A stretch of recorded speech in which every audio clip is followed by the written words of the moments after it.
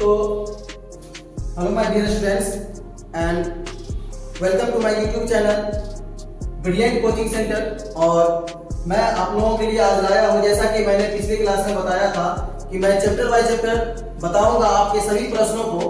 तो प्रश्नावली 3.1 के जो क्वेश्चंस हैं मैं उसे बताने जा रहा हूं और आप लोग अच्छे से इसे समझेंगे।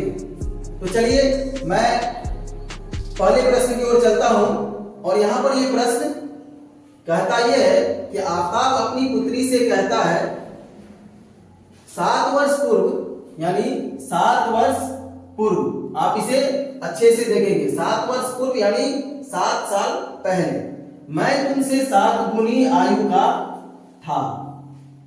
अब से 3 वर्ष बाद, यानी अब से 3 वर्ष बाद मैं तुमसे केवल 3 गुनी आयु का रह जाऊंगा। अब इस स्थिति को बीजगणितीय एवं ग्राफीय रूपों में व्यक्त करें। तो मैं इसे किस तरह से व्यक्त करूंगा, यानी इसमें आपको सॉल्यूशन नहीं पूछ रहा है, सिर्फ इसे व्यक्त करने के लिए बता रहा है। तो जैसा इस क्वेश्चन में दिया गया है वैसा मेरा नाम भी आफताब ही है और मैं इसे अब इसका सॉल्यूशन दे रहा हूं। तो चलिए इसका सॉल्यूशन मैं दे रहा हूं।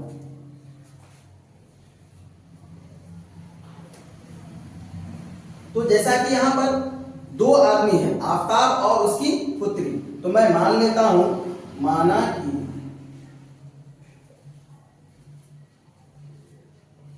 आफताब की आयु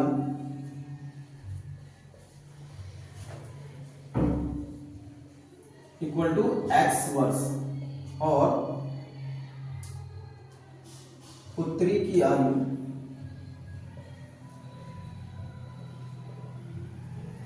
इक्वल टू y वर्ष। अब ये कहता है कि 7 वर्ष पूर्व, यानी 7 साल पहले मैं चलूंगा, तो दोनों का 7 वर्ष पूर्व मैं निकालूंगा। 7 वर्ष पूर्व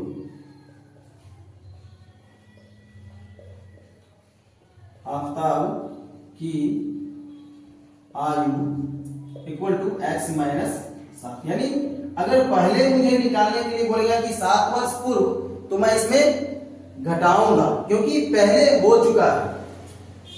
फिर 7 वर्ष पूर्व पुत्री की आयु इक्वल टू y माइनस वर्ष। अब यहां पे क्या कर रहा है, मैं यहां तक चले आया कि 7 वर्ष पूर्व मैंने निकाल लिया। अब 7 वर्ष पूर्व ये आफताब कह रहा है कि मैं तुमसे 7 गुनी आयु का था।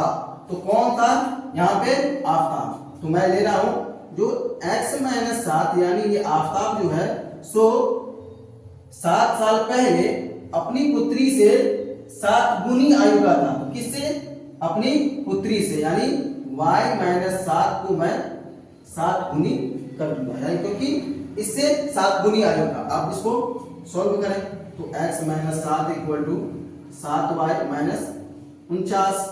यहां पर x y को इधर ले आऊंगा तो x minus 7y equal to minus 49 plus 7, यानी ये मेरा पहला समीकरण जो आ जाएगा वो माइनस 42, ये मेरा पहला समीकरण आ गया। फिर इसी तरह से अब आगे बढ़ते हैं। तो अब से 3 वर्ष बाद, यानी जो मैंने यहां पर वर्तमान आयु, एक सेकंड, इसको आप वर्तमान आयु मान लेंगे, वर्तमान आयु, वर्तमान आयु।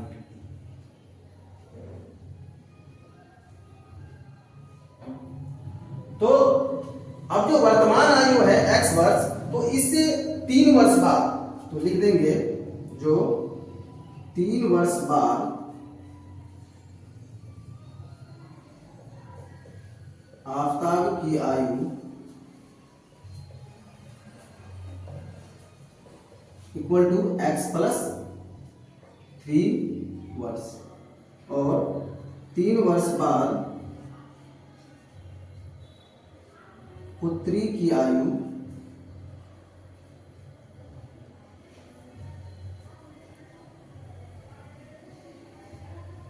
y प्लस 3 वर्ष। अब ये कह रहा है कि अब से 3 वर्ष बाद मैं तुमसे, यानी आफ्ताब कह रहा है जो अपनी पुत्री से, मैं तुमसे केवल 3 गुनी आयु का रह जाऊंगा। तो यहाँ पे x plus 3 equal to 3 into y plus 3।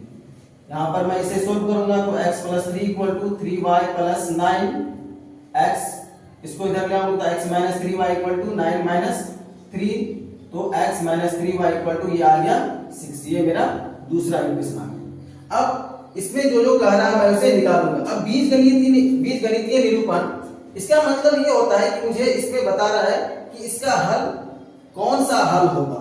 बीजगणितीय निरूपण का मतलब जो इसका कौन सा हल होगा, केवल एक हल या अनेक हल या क्या हल होगा। तो चलिए मैं दोनों समीकरण को एक साथ रख के चलता हूं। तो पहला समीकरण है x minus 7y equal to minus 42 और दूसरा समीकरण है x minus 3y equal to 6। अब यहाँ पर a1 का मान 1, b1 का मान माइनस 7, c1 का मान माइनस 42, या आप इसको इधर भी ले जा सकते हैं या वैसे भी लिख सकते हैं। a2 का मान 1, b2 का मान माइनस 3, c2 का मान 6। अब इसे आप इधर ही लेके चले तो हो जाएगा plus 42 equal to 0 minus 6 equal to 0। यहाँ पर प्लस 42, यहाँ पर माइनस 6। अब a1 by a2 1 by 1, b1 by b2 minus 7 by minus 3, c1 by c2 42 by minus 6। ये माइनस माइनस कैंसिल, 6 7 जा 42 यानी माइनस 7। अब यहाँ पर आप लोग देख रहे होंगे कि यहाँ पर 1 बाई 1 और यहाँ पर 7 बाई 3 यानी कि 1 बाई a1 बाई a2 जो है इसे b1 बाई b2 के बराबर नहीं है।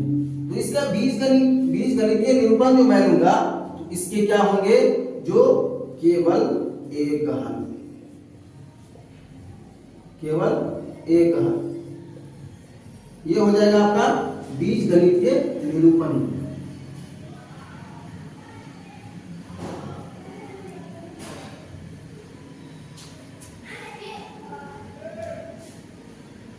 और तो यहाँ पर मैं बताया कि यहाँ पर बीजगणितीय निरूपण में क्या होगा, केवल एक हल। और यहाँ पर अगर मैं ग्राफीय निरूपण में लूं तो इसका हो जाएगा क्या, प्रतिच्छेदी रेखा। यानी मैंने आपको पहले ही बता दिया जो इसमें किस तरह के हल होंगे, तो क्या होंगे, प्रतिच्छेदी रेखा, ग्राफीय निरूपण।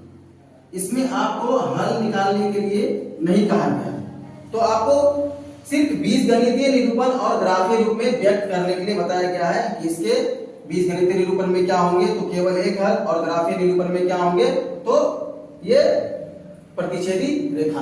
अब मैं दूसरे प्रश्न पे चल रहा हूं।